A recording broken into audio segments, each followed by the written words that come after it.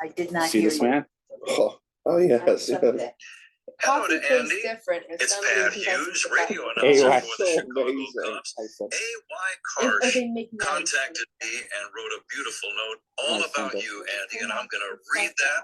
And it's a simple thank you note. It says, please let him know that his children love him, specifically A.Y. He loves him the most. And appreciate him being in their lives and spending time with his grandchildren. Andy grew up listening to you with the Brewers and now with the Cubs. That does go back many moons. I cannot believe that I did my first game in Milwaukee 39 years ago. but then at the end, this is the best part. He does a voicemail thing for me. Out. Andy is out. Wait. But Oh, that's the Cubs are losing fun. tonight. I'm going to put together a voicemail for your telephone. That's It's incredible. a play-by-play segment, and you just happen to be part of the action. In 3, 2, and 1. Andy takes his lead at second base. Heavy drama. Bottom of the 9th inning. Wrigley Field. Cubs and Cardinals tied at 6. Nico Horner at the plate, trying to drive in Andy with the winning run. Here's the stretch. And the pitch. Nico lines a base hit into left field. This could do it. Andy rounding third, heading home. Look at him go. Here comes the throw to the plate. Andy slides. Andy is out. Andy is out. But when he returns, he'll be happy to call you back. Please wait for the tone and leave a message. That is Is that awesome? amazing. But they're losing That is tonight. Okay. I mean, that I is agree. amazing. I Is that- agree. I mean, That's agree. fantastic. I like, agree. Is that That, for the cameo? yeah, that's a cameo thing. Oh, those are AY. great. AY arranged it for me like during the summer. Hi guys. But they're losing Hey, Doris. tonight. Well, Hello. hear that? Well, no, because I did. First of all, nobody calls me. I That know, was like that's nobody true. will know what is going on if it Yeah, says who's Andy. Andy? Right. But yeah. Also, by the way, it used to be people had patience for those because they thought they were like clever and everything. Yeah. No, nobody. I wants would to hear it. change my name to Andy Rabbi Koch. just so that I could take that and put it on my phone. Well, I mean, I could use it, Andy and Annie sometimes. That's true. Yeah, that's That's true. I true. think that they, yeah. That's true. But it worked How do you out to happen to be Andy? my mother and father chose to give me a Hebrew name and an English name. And my English name is my legal name, and that is Andrew Michael Karsh. And my Hebrew name is Yehoshua Shmuel Karsh. When I went to yeshiva,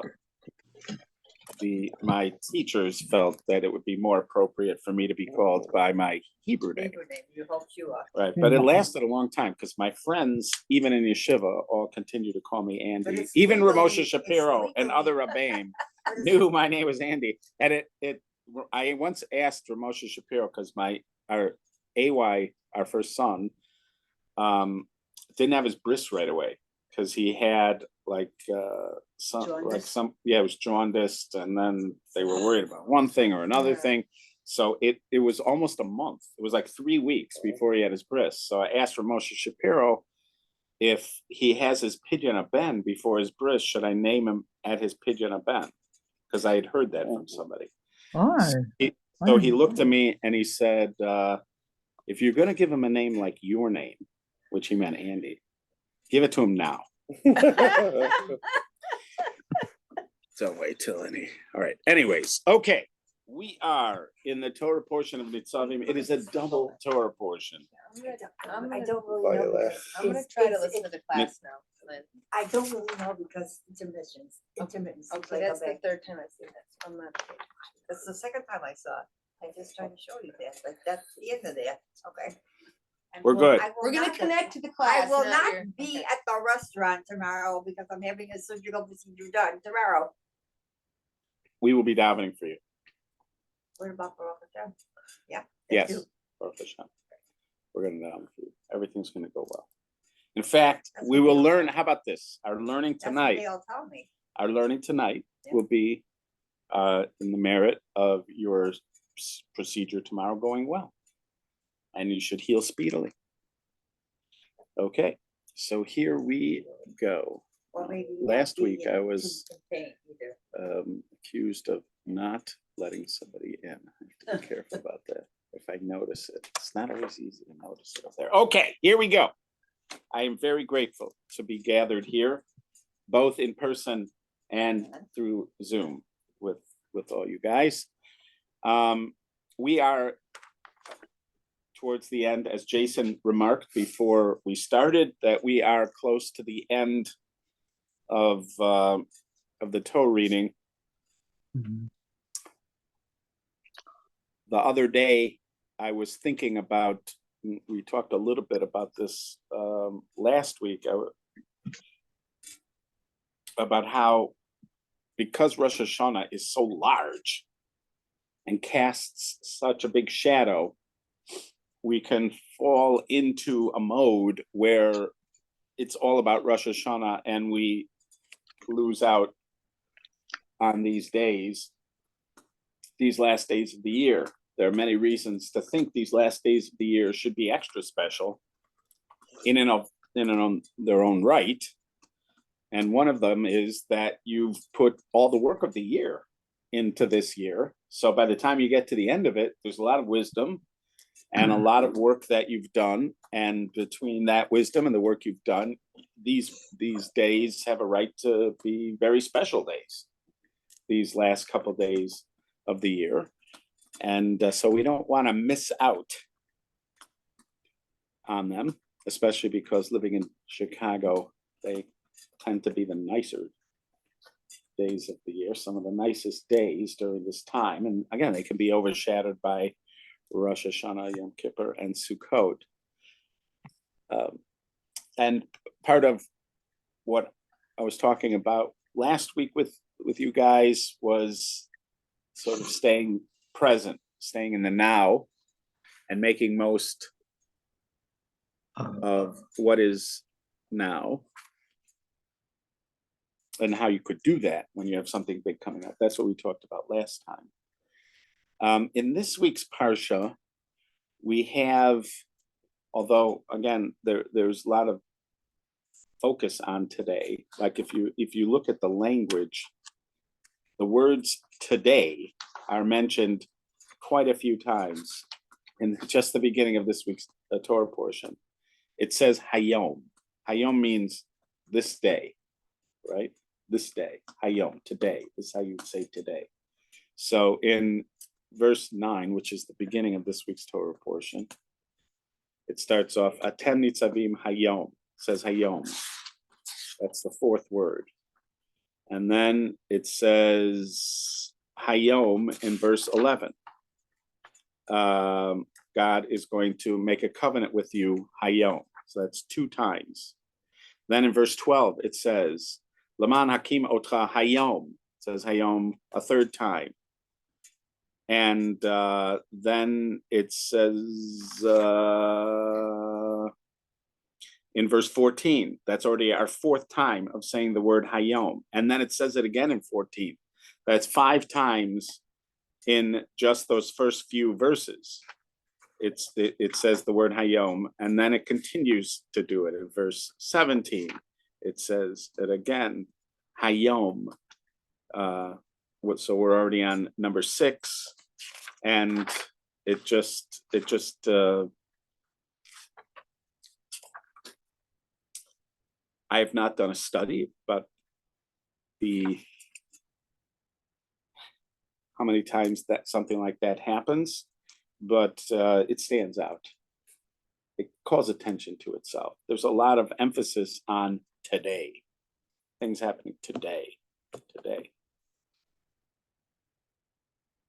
But the context early on is a new covenant, or it's a covenant, a brit. And brit, although you do them today, is not about today. A brit is about tomorrow, about the future. A covenant is a commitment for the future.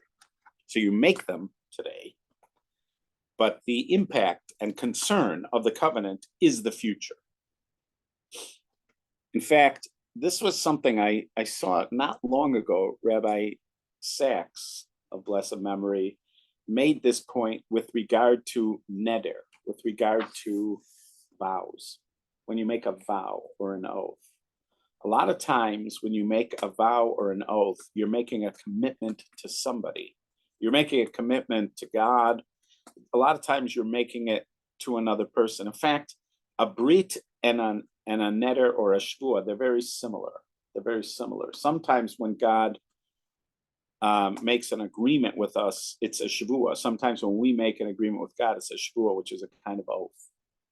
And sometimes it's characterized as brit. Brit is rare. They're more rare. In fact, Rabbi Sachs identifies 3 main covenants in the Torah. Even though there seem to be a lot more. There seem to be at least 8 covenants in Tanakh, but he identifies 3 main covenants. They are the covenant with Noach, with God's covenant with Noach, which is the rainbow, is part of the sign of the covenant. And then you have God's covenant with Abraham, where the Brit Milah is the kind of byproduct of that. And then you have the covenant at Sinai, where the Torah is there. These are 3 dramatic moments in human history. The post-flood, new agreement with man, between God and man, which is expressed in a covenant. And then you have the beginning of the Jewish people, which is the Abrahamic covenant. And you have Sinai, so which is one of the most dramatic moments in the relationship between God and the Jewish people. Then you have this. This is a covenant. He's calling the people today for a covenant. I have I'm do I have it? Water. Okay. I usually have They're actually, Usually have one. if you wanted to, you could take some from there, but go for it. Okay, so those are the 3 covenants. When like in this week's parsha, Moshe is gathering everybody and he's telling them we're making a covenant. The way this is usually characterized is as a renewal of covenant. And then when Joshua makes a covenant, and when Chizkiyahu makes a covenant, and when Yoshiyahu make a covenant, these are later on, let's say in the book of Kings, there are covenants that are being made. Those are, and maybe in the time of Ezra, there's a covenant. These are renewals. That's how they're understood, as renewals of covenants. This is again a kind of Jewish perspective on Tanakh. If you hear other people talking about Tanakh that are not Jewish, they tend to think of these as new covenants, that there's covenants being renewed all the time. But we, after Sinai, we think of all the rest of them as covenant renewals, sort of like renewing your vows, kind of thing. But when you make a covenant, or even when you make an oath, it's sort of interesting. If you look there are several tractates in the Talmud that deal with oaths and vows. There's the tractate of Nedarim, the tractate of Nazir, which is a kind of oath or vow, and the tractate of Shvuot. Those are 3 different tractates that all deal with oaths and vows. They're taken very seriously, but throughout it, you are discouraged from doing it. So there's the Torah talks about it, and you even see it in practice in our relationship between us and God. But also, by the way, there's covenant, there's brit between people. There's covenants between people, or oaths and vows between people. Yaakov makes one with Lavan. Yitzchak makes one with Avimelech. There can be these, like covenants between people. If you look in the Talmud, when it talks about it, it's very discouraging. Don't make them. Don't make them. Before Yom Kippur, we have a kind of service, a prayer, which signals the beginning of the Yom Kippur service. And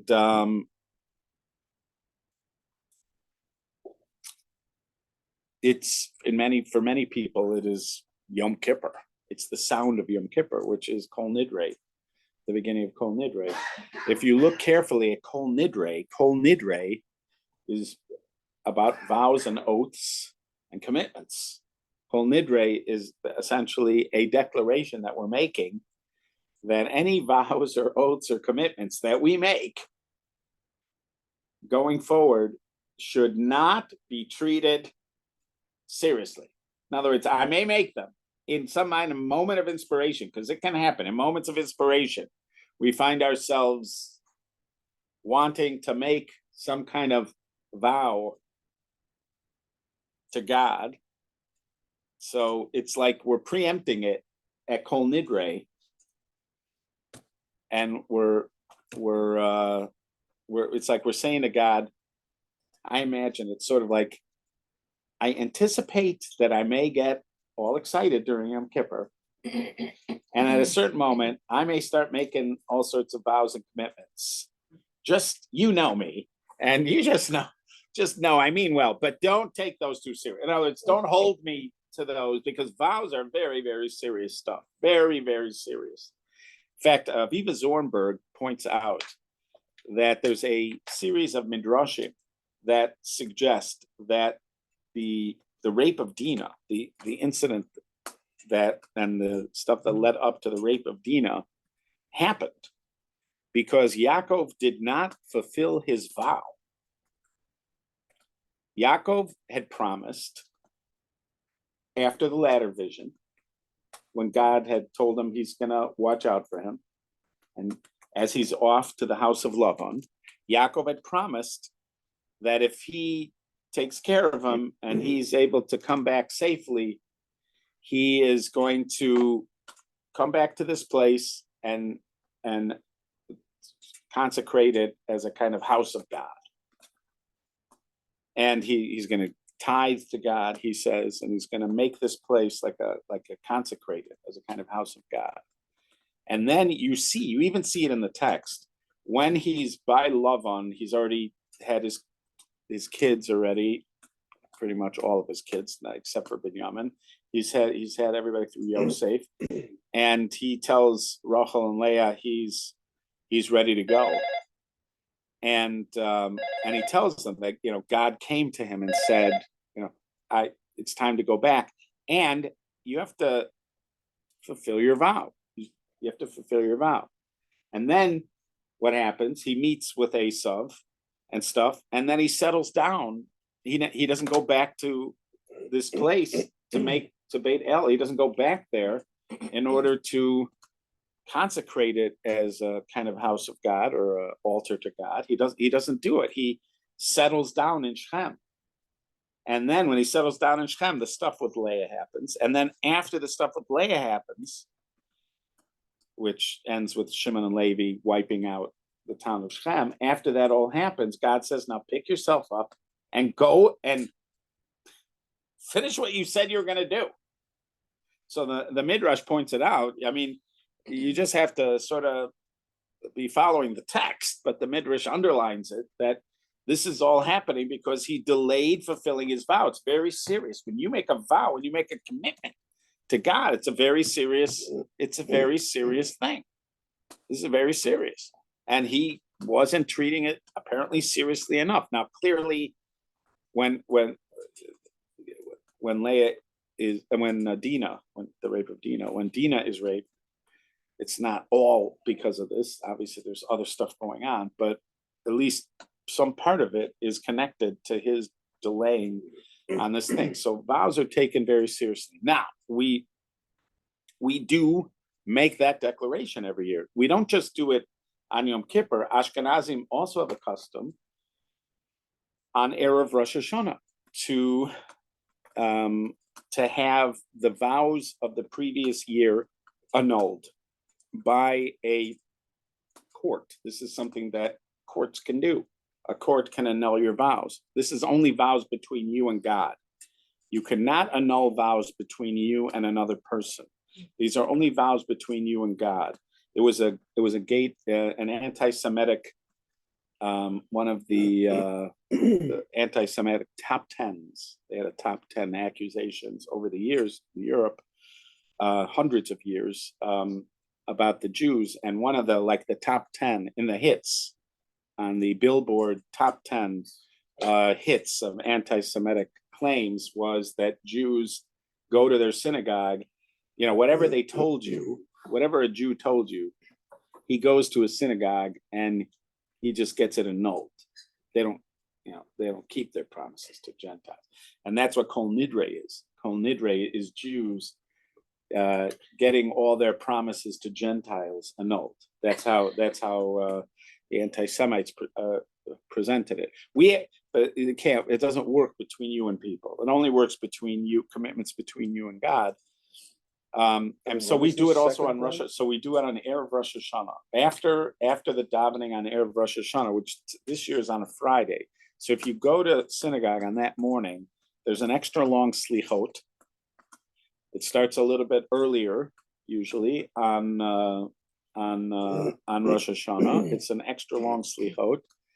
And then after the prayers, you have, it's called Hatarat Nadarim, Hataras Nadarim, and everybody sort of wait, and then you'll have 3 members of the community sit down, and everybody sort of stands before them, and you read this section, which appears in regular prayer books. It also appears in the Machzor, and it basically says, "Esteemed judges, I am asking you to annul any oaths or vows or anything I made during this year." Now, so you've done it before at Kol Nidre, and you did it looking back on Rosh Hashanah. And I wasn't sure if Sephardim did it, but I asked my son Moshe. Since their husband can only annul it.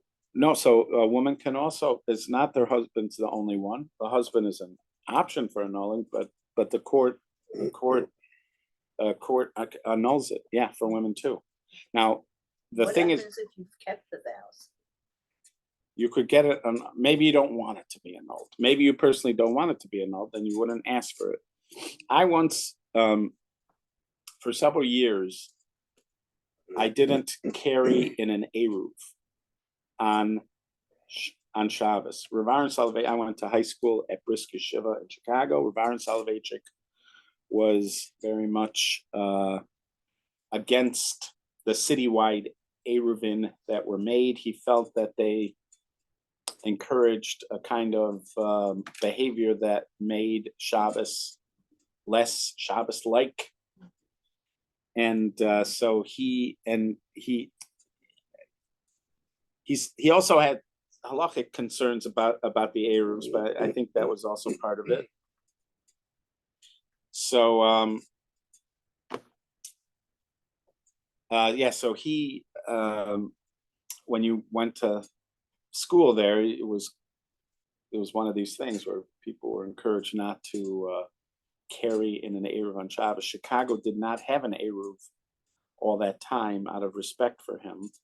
After he passed away, they did an Eruv.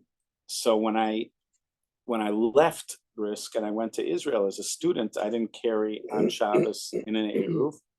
And then when I first got married, I wasn't carrying in Shabbos on Shabbos in the Eruv, even though in Jerusalem there's a million different Eruvs.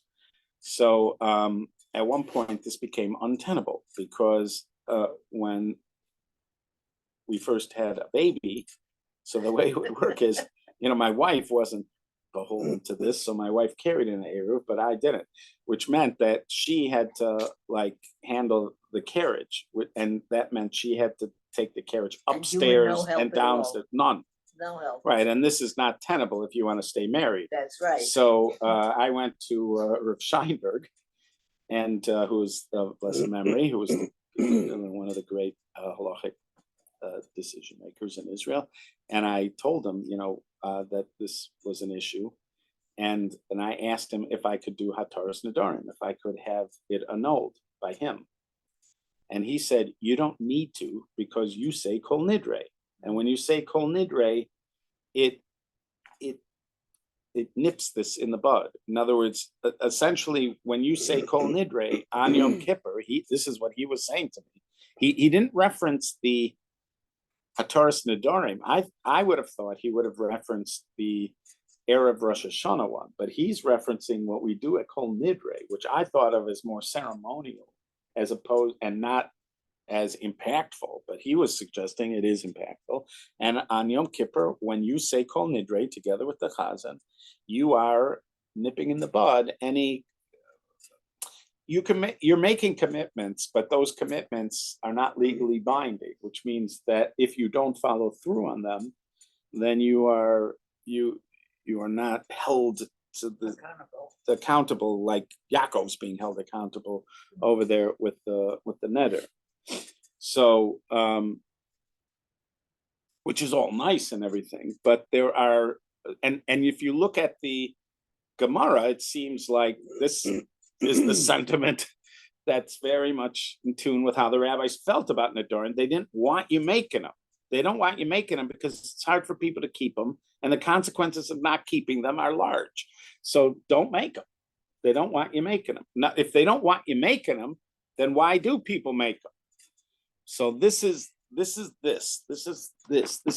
covenant, and this is like when Yaakov made his neder, and etc. Why are you making it? Because neder is a part of a building block of relationships and community. Even if I don't bind myself to the degree of an oath or a covenant, relationships require but also agreements,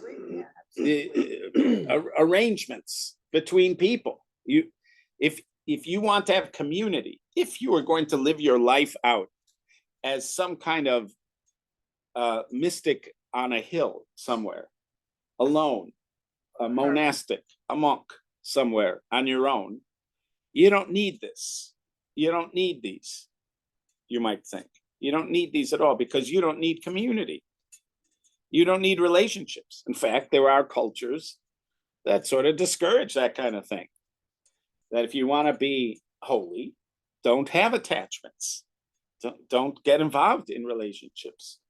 That if you want a life of freedom, live a life without attachments to other people. So you would think, so in that kind of a lifestyle or culture, these would be the last thing you'd go near. But that's not the Torah. The Torah sees us finding fulfillment in community, finding fulfillment in family, but also finding fulfillment in community.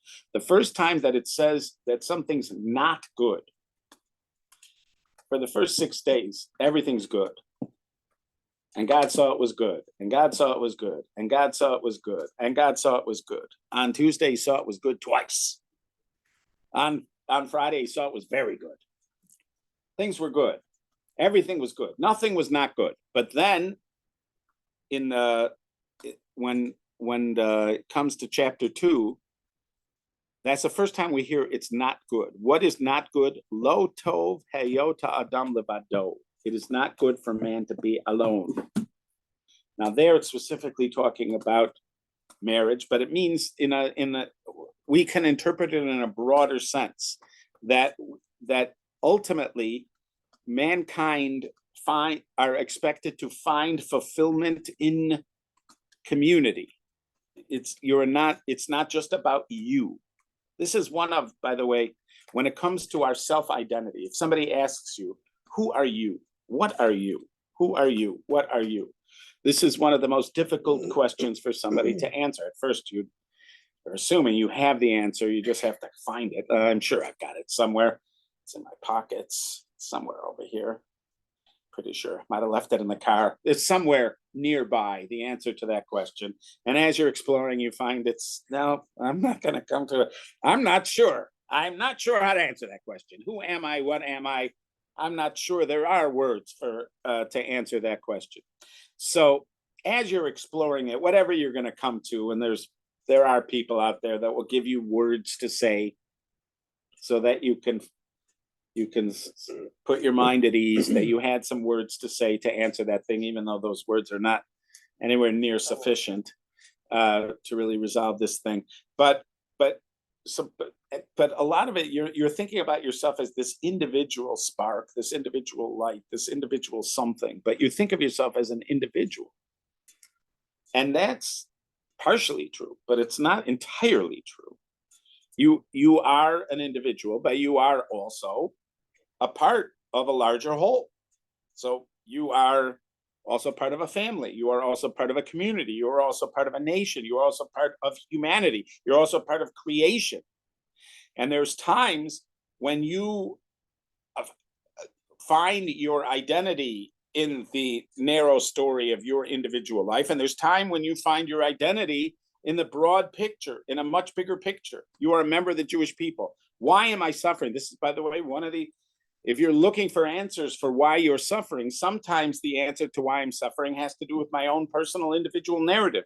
But sometimes the reason I'm suffering is because I'm part of the Jewish people. And the Jewish people are suffering. Sometimes I'm suffering because I'm part of humanity, and humanity is suffering. Sometimes I'm suffering because I'm part of the earth, and the earth is suffering. There is no just one story that captures the entirety of who I am. I am, in truth, an individual. I am also, in truth, a part of these. And I am Kol Yisrael Aravim. All of Israel are like guarantors for each other. We're interconnected. Something happens to you, it's happening to me. That's how I'm supposed to feel. That's how I'm supposed to feel on some level. There is no, ultimately, there's not you and me. You shall love your neighbor as yourself. What does that mean? What it means is that you've broadened your definition of who you are. Now your neighbor is also you.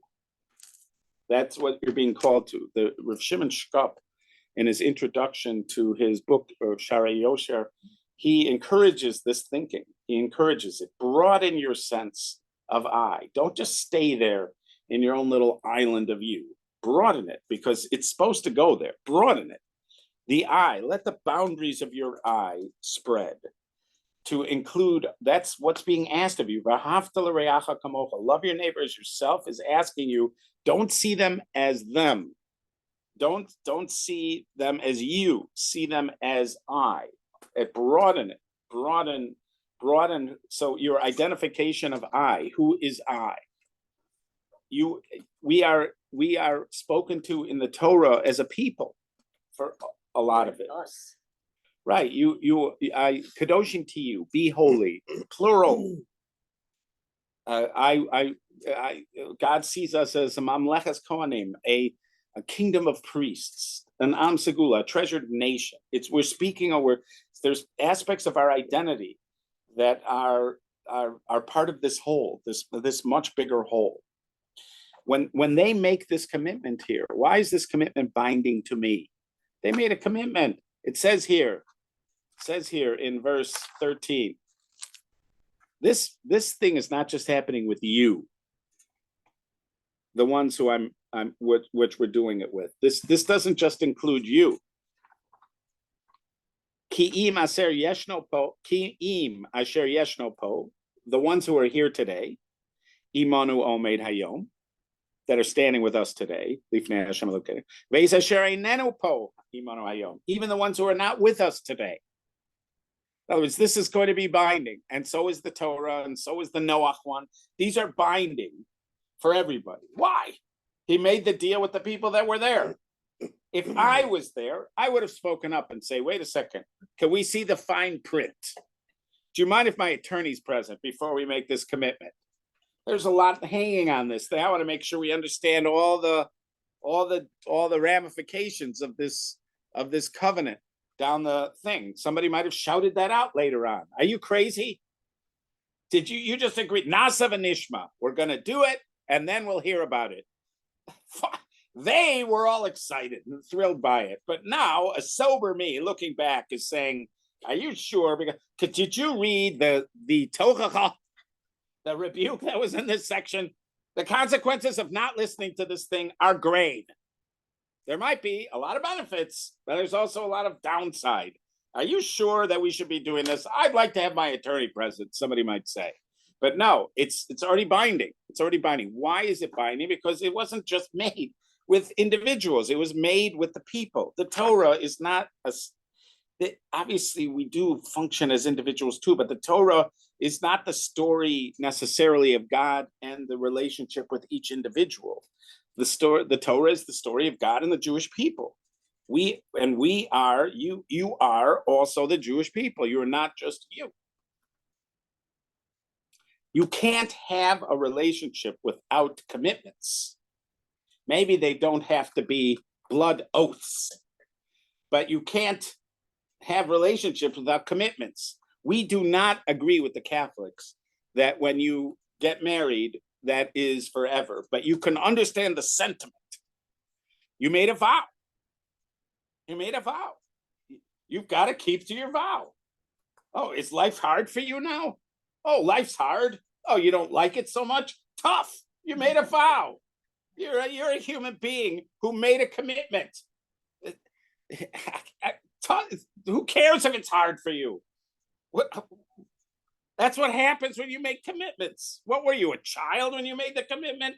Do you not understand what your words mean? You said words. You committed yourself to doing something, and now suddenly it got hard. Oh, it got hard. Oh my gosh, it got hard. So you think you're not going to keep your commitments because it got hard? No, you make a commitment. I could hear it. I understand the sentiment. There is such a thing in the Torah as divorce, and it's an option, and it's a smart option in certain circumstances. But you get it. I get it. I hear it. That when somebody makes a commitment to something, and then something happens, oh, I promise I'm going to come. Then you're not there, and then the person calls. What happened? I just remembered. Something else came up. What do you mean something else came up? You promised. What does it mean? What do your words mean? When you say a promise, it has to mean something, because I have to be able to rely on it. That's what happens that's what's going on, because when a group of people are working together, we need everybody involved, and we need to rely on everybody that's there. And that's why these commitments matter. Because if you don't show up, then whatever it was that we're doing is not going to happen. And what we're doing matters. It's significant. And if you want to be part of that, then you make commitments, and you're expected to keep those commitments. There was a particular gentleman who I can picture. I picture him. I just don't remember his name right now. But there was like a group of older guys, the retired guys who used to learn at Or Sameach, and it used to annoy the heck out of them, especially this guy, when they would say "bli neder," because there's this phrase that you can say "bli neder" without oath, without a vow, which means so it's like you're saying, "Will you come and help me put up my sukkah?" Yes. What time? Tuesday, 2:00. Bli neder. Like it makes it gets a sick feeling in the pit of his stomach. Because the guy, why is he saying bli neder? Because if he can't make it, he doesn't want to be held to the severity of the thing. But then he's saying, so then why say it at all? Why say you're even coming if you're not planning on following through? And when you say the word bli neder, it's like it's like you're holding your fingers crossed behind your back. It's like you're not it sounds like you're not even attending. That your words are nothing. And a person whose words are nothing, there's no integrity. There's no integrity if your words are nothing. If you can't keep your commitments, then there's no integrity. To me, this is the great painful question when it comes to trust. And the great painful question I have, many people, when they talk about trust in a relationship between us and God, they mean, can I trust God? When you use the word bitachon, shar habitachon, let's say somebody was theoretically learning it, you're talking about the gates of trust. So we're coming up with all these reasons why it makes sense to trust God. That, to me, is not the scary question. Can I trust God? The scary question is, can God trust me? Yeah. Because I'm in a relationship with God. Am I trustworthy to follow through on what I'm supposed to do? I am not worried about him following through. I'm worried about me following through. I don't always follow through. Am I trustworthy? He needs me to follow through, just like I need him to follow through.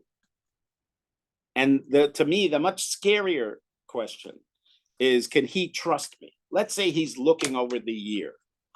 We're coming up to what we call a judgment. Rosh Hashanah is a judgment. Imagine he's the great CEO. He's the great manager of creation. And he's trying to figure out what his assets are and, you know, what his deficits are, his liabilities are, in order to plan the project for the next year. So he's looking over people, who's going to be a contributor and who's going to, Am I in trouble? right? So who, you know, and that's how I experience the judgment. That's how I imagine it. He's looking at me and he's trying to figure out, all right, Karsh, what's your story? I mean, I got stuff I need done during this year. Can I rely on you? Are you going to be there for it? Because if you're going to be there for it, I could use you. If you're not going to be there for it, I can't use you. And that, yeah, to me, that's how I imagine the judgment playing out. There's a lot of details, but that's how I basically imagine it. My argument to God is, I'm going to be there for you. You can trust me to do what it is that you need me to do. That's what I'm trying to convince him of in my mind during those 10 days as we build towards Yom Kippur, with the hope that by the time Yom Kippur comes, he agrees that most likely I'm trustworthy to follow through on doing what it is that he needs done in the coming year. That to me, but it's, you cannot have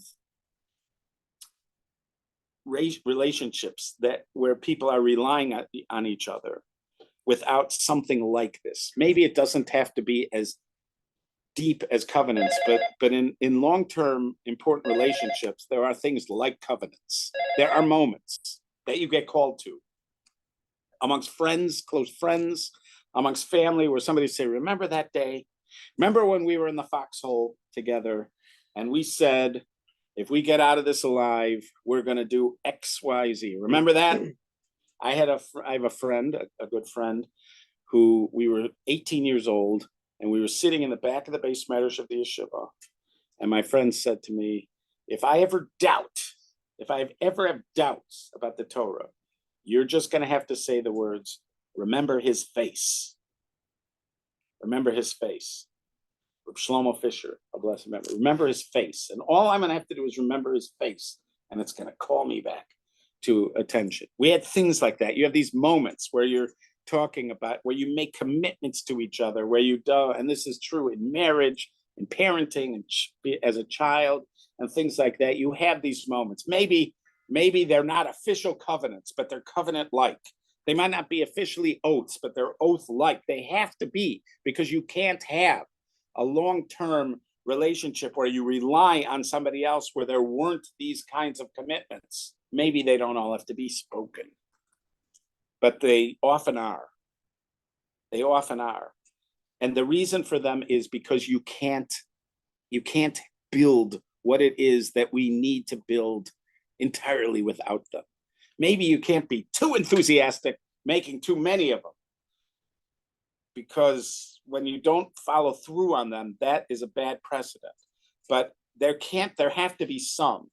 There has to be, in what the Jewish people build together with God throughout history, there has to have been these moments. And there were 3 primary ones, and then there's a bunch of renewals that are happening. And there's oaths and nedarim along the way, as you see, between patriarchs and between God and the Jewish people. At different points, there's oaths and covenants, because they're like the glue of the kind of relationships that are absolutely essential for the fulfillment of what we would think of as God's plan. So even though a lot of it, and even though it's ironic because it keeps on talking about hayom, today. It said today so many times.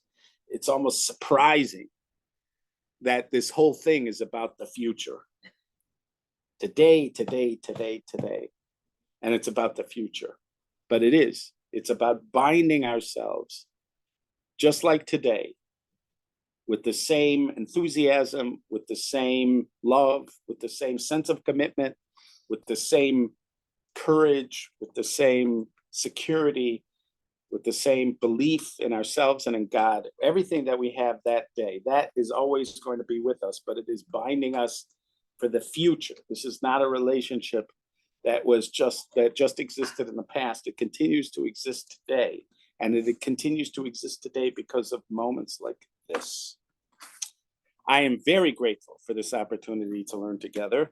I look forward to doing it again, but unfortunately, we're not going to be able to do it next week. We are going to meet Be'ezrat Hashem right after Rosh Hashanah, that first Tuesday after Rosh Hashanah. Next week, I'm going to be with my father in Door County, hopefully. But That's in so nice, Andy. yes, He can't give the class because he's gonna be with you. yes. So, So good class, Andy. Very good. thank you, Jay. Thank you so much. All right, guys. It was excellent. Thank you, to see Rabbi. you. Doris, have a good year. Everybody, Lois, Arona, Thank Judy, you. Dad, everybody have a good year, and everybody here. Be well, guys. And so we'll see each other the Tuesday after Rosh Hashanah. Be well. Okay.